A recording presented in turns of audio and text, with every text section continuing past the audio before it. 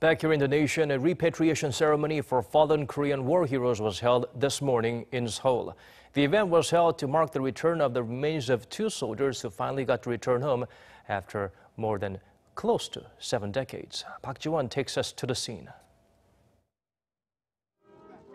South Korea and the U.S. held a ceremony at Seoul National Cemetery Friday morning to commemorate the repatriation of the remains of two soldiers, one South Korean and one unidentified American. The South Korean soldier is Private First Class Kyung-hyeok, presumed to have been killed in action in November 1950. His remains were discovered in North Korea during a joint recovery project between the U.S. and the North in 2001.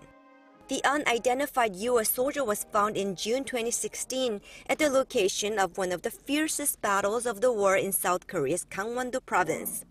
The remains were identified as an American soldier in 2017. At the ceremony, Commander of UN Command General Vincent Brooks said it is a solemn obligation to remember those who have fallen in battle or those missing in action. Today, two of our warriors are being returned to their countries and to their families after years of searching and finding and testing to determine identity.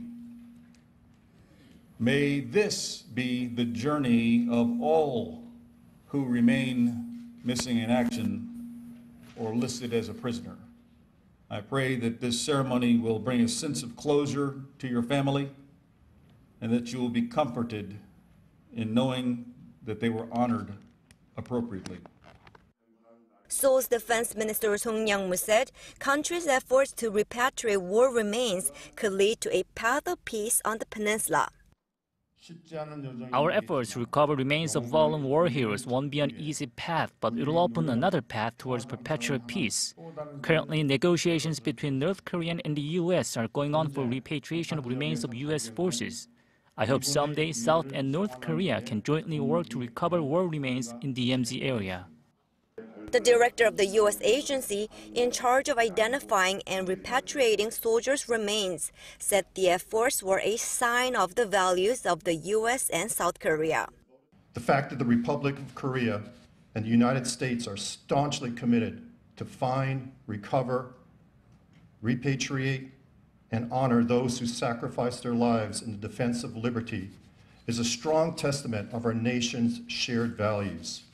Despite the significant numbers of missing and the steep challenges of the efforts, we persevere because we cannot forget their sacrifice, nor the closure owed to their families.